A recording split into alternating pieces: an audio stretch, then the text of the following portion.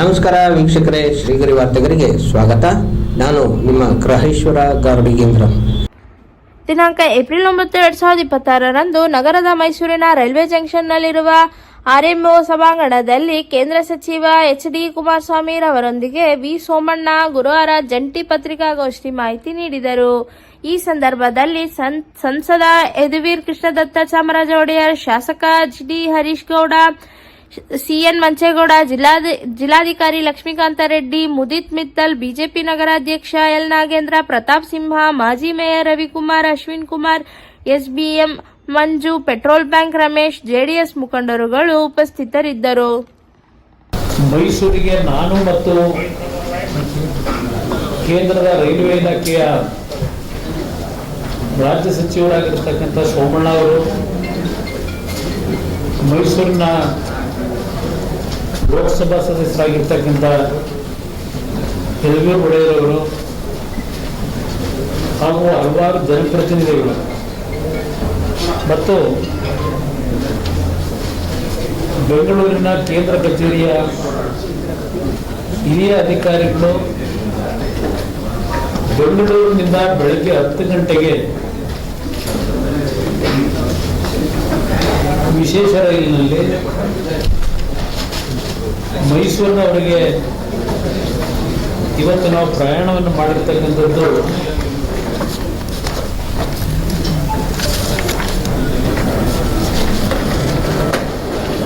ಪ್ರಮುಖವಾದ ಉದ್ದೇಶ. ಬೆಂಗಳೂರು ಮೈಸೂರಿನ ನಡುವೆ ಪ್ರಯಾಣ ಮಾಡತಕ್ಕಂಥ ಹಲವಾರು ಜನಸಾಮಾನ್ಯರು ಮತ್ತು ಈ ಒಂದು ರೈಲ್ವೆ ಲೈನ್ನ ಅಕ್ಕಪಕ್ಕದ ಗ್ರಾಮಗಳ ರೈತ ಪ್ರತಿನಿಧಿಗಳು ಅಂದರೆ ರೈತರು ಪ್ರತಿನಿಧಿಗಳು ಅನ್ನೋದಕ್ಕಿಂತ ಹೆಚ್ಚಾಗಿ ಇವರೆಲ್ಲರ ಮನವಿಯನ್ನ ಬೆಂಗಳೂರಿನಿಂದ ನಾವು ಸ್ವೀಕಾರ ಮಾಡ್ತಾ ಮೈಸೂರನ್ನ ತಲುಪಿರ್ತಕ್ಕಂಥದಕ್ಕೆ ಸಮಯ 5 ಗಂಟೆ ತಗೊಂಡಿದೆ. ಕಳೆದ ಹಲವಾರು ವರ್ಷಗಳಿಂದ, ಅದರಲ್ಲೂ ವಿಶೇಷವಾಗಿ ಕೇಂದ್ರದಲ್ಲಿ ಗೌರವಾನ್ವಿತ ಈಗಿನ ಪ್ರಧಾನಮಂತ್ರಿಗಳು ನರೇಂದ್ರ ಮೋದಿಯವರ ನೇತೃತ್ವದ ಸರ್ಕಾರ ಬಂದ ನಂತರ ದೇಶದಾದ್ಯಂತ ರೈಲ್ವೆ ಇಲಾಖೆಯಲ್ಲಿ ಅತ್ಯಂತ ದೊಡ್ಡ ಮಟ್ಟದ ದೇಶದ ಅಭಿವೃದ್ಧಿಗೆ ಪೂರಕವಾದಂತಹ ಮತ್ತು ಜನಸಾಮಾನ್ಯರಿಗೆ ಸುಲಭವಾಗಿ ಪ್ರಯಾಣ ಮಾಡತಕ್ಕಂಥದ್ದಕ್ಕೆ ಹಲವಾರು ಯೋಜನೆಗಳು ಕೇಂದ್ರ ಸಂಪುಟದ ಮತ್ತು ಕೇಂದ್ರದ ಬಜೆಟ್ನಲ್ಲಿ ಒಪ್ಪಿಗೆಗಳನ್ನು ಕೊಟ್ಟು ಕಾರ್ಯಕ್ರಮಗಳು ನಡೀತಾ ಇದ್ದಾವೆ. ಬೆಂಗಳೂರು ಮೈಸೂರಿನ ನಡುವೆ ಹಲವಾರು ಗ್ರಾಮಗಳ ಜನಸಾಮಾನ್ಯರ ಒಂದು ಮನವಿಗಳು, ಪ್ರಯಾಣಿಕರ ಮನವಿಗಳ ಹಿನ್ನೆಲೆಯಲ್ಲಿ ನಾನು ಸೋಮಣ್ಣ ಅವರಿಗೆ ಒಂದು ಬಾರಿ ನಾವು ಸರ್ಕಾರದ ನಮ್ಮ ರೈಲ್ವೆ ಇಲಾಖೆಯ ಹಿರಿಯ ಅಧಿಕಾರಿಗಳ ಜೊತೆಗೂಡಿ ಸ್ಥಳ ಪರಿಶೀಲನೆಯನ್ನು ಮಾಡ್ತಕ್ಕಂಥದ್ದು ಸೂಕ್ತ ಅಂತಕ್ಕಂಥ ಮನವಿಯನ್ನು ಸಲ್ಲಿಸಿದ್ದೆ. ಅದರ ಹಿನ್ನೆಲೆಯಲ್ಲಿ ಈ ದಿನ ಈ ಕಾರ್ಯಕ್ರಮ ನಿಗದಿ ಮಾಡಿದ್ದಾರೆ.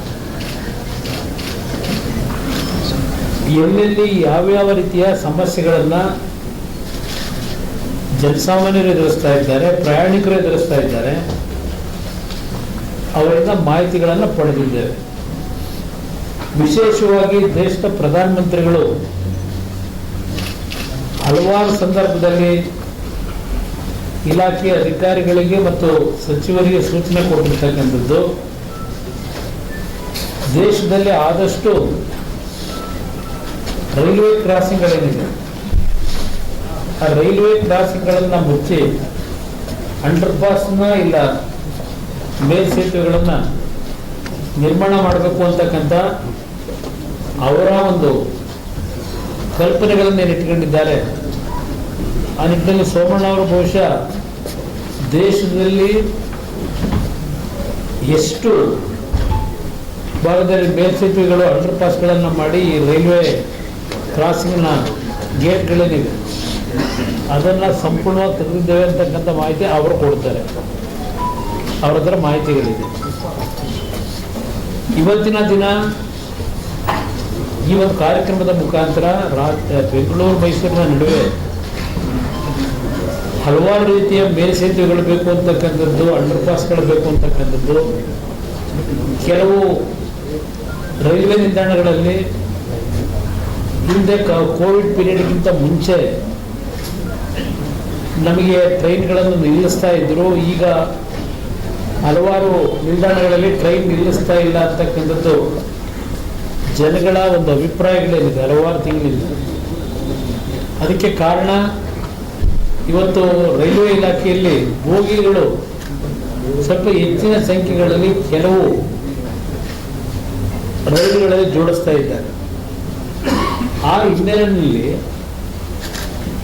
ಹಲವಾರು ರೈಲ್ವೆ ನಿಲ್ದಾಣಗಳಲ್ಲಿ, ಅದು ವಿಶೇಷವಾಗಿ ಮದ್ದೂರು ಇರ್ಬೋದು, ಯಲಿಯೂರು ಇರ್ಬೋದು, ಮಂಡ್ಯ ಇರ್ಬೋದು, ಹೀಗೆ ಹಲವಾರು ಪ್ರದೇಶಗಳನ್ನೆಲ್ಲ ಹೆಸರುಗಳನ್ನ ಹೇಳಲಿಕ್ಕೆ ಹೋಗೋದಿಲ್ಲ, ಅಲ್ಲಿ ನಿಲ್ದಾಣಗಳನ್ನು ಎಕ್ಸ್ಟೆಂಡ್ ಮಾಡ್ತಾ ಇದ್ದಾರೆ. ಈಗ ಪ್ರಯಾಣಿಕರ ಅಭಿಪ್ರಾಯ ಏನಿದೆ ಅದನ್ನು ಕಾರ್ಯರೂಪಕ್ಕೆ ತರ್ತಕ್ಕಂಥದ್ದಕ್ಕೆ ಸಮಯವನ್ನು ವ್ಯರ್ಥ ಮಾಡದೆ ಈ ಒಂದು ಯೋಜನೆಗಳನ್ನು ಸಂಪೂರ್ಣಗೊಳಿಸ್ತಕ್ಕಂಥ ನಿಟ್ಟಿನಲ್ಲಿ ಸೋಮಣ್ಣವರ ನೇತೃತ್ವದಲ್ಲಿ ಇವತ್ತು ಏನು ನಮ್ಮ ಹಿರಿಯ ಎಲ್ಲ ಅಧಿಕಾರಿಗಳು ನಮ್ಮ ಜೊತೆ ಪ್ರಯಾಣ ಮಾಡಿದ್ದಾರೆ, ಬಹುಶಃ ಜನಸಾಮಾನ್ಯರ ಬೇಡಿಕೆಗಳಿಗೆ ಆದಷ್ಟು ಬೇಗ ಮುಕ್ತಿಯನ್ನು, ಅವರ ಭಾವನೆಗಳಿಗೆ ಗೌರವಿಸಿ ಅವರ ಕಾರ್ಯವನ್ನು ಮಾಡ್ತಕ್ಕಂಥ ಒಂದು ತೀರ್ಮಾನ ಇವತ್ತಿಂದ ಒಂದು ಯುದ್ಧೋಪಾದಿಯಲ್ಲಿ ಪ್ರಾರಂಭ ಮಾಡಿದೆ. ಮಾನ್ಯ ಬೃಹತ್ ಕೈಗಾರಿಕೆ ಹಾಗೂ ಮುಖ್ಯ ಸಚಿವರಾದಂಥ ಶ್ರೀ ಎಚ್ ಡಿ ಕುಮಾರಸ್ವಾಮಿ ಅವರ ಒಂದು ನೇತೃತ್ವದಲ್ಲಿ ನಮ್ಮ ರಾಜ್ಯ ಸಚಿವರು, ರೈಲ್ವೆ ಇಲಾಖೆ ಒಂದು ಸಚಿವರ ಒಂದು ನೇತೃತ್ವದಲ್ಲಿ ಇಂದು ಬೆಂಗಳೂರಿಂದ ಮೈಸೂರುವರೆಗೆ ಒಂದು ವಿಶೇಷವಾದಂಥ ಟ್ರೈನ್ನಲ್ಲಿ ಎಲ್ಲರಿಗೂ ಒಂದು ಪೂರ್ತಿ ಏನು ಭಾಳ ಮುಖ್ಯವಾದಂಥ ಒಂದು ರೂಟ್ ಇದೆ ಅದನ್ನು ವೀಕ್ಷಣೆ ಮಾಡುವಂಥದ್ದು ಅವಕಾಶ ಇತ್ತು. ಜೊತೆಗೆ ಎಲ್ಲ ಸ್ಟಾಪ್ಗಳಲ್ಲೂ ಕೂಡ ಸ್ಥಳೀಯ ಒಂದು ಏನು ಸಮಸ್ಯೆಗಳಿದೆ ನೇರವಾಗಿ ನಮಗೂ ಕೂಡ ನೋಡುವಂಥದ್ದು ಮತ್ತು ಅದನ್ನ ತಕ್ಷಣವೇ ನಮ್ಮ ಅಧಿಕಾರಿಗಳ ಜೊತೆಗೆ ಯಾವ ರೀತಿ ಬಗೆಹರಿಸ್ಬೋದು ಅಂತ ಒಂದು ಒಳ್ಳೆಯ ಅನುಭವ ಆಯಿತು.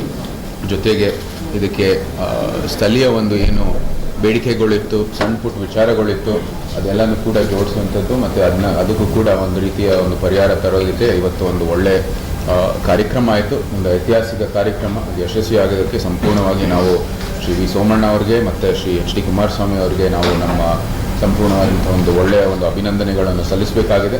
ಮತ್ತೆ ಮುಂದಿನ ವಾರ್ತೆಗರಿಯಲ್ಲಿ ಭೇಟಿಯಾಗೋಣ. ಶ್ರೀಗರಿ, ನಿಮ್ಮ ಮನದಾಳದ ಗರಿ. ನಮಸ್ಕಾರ.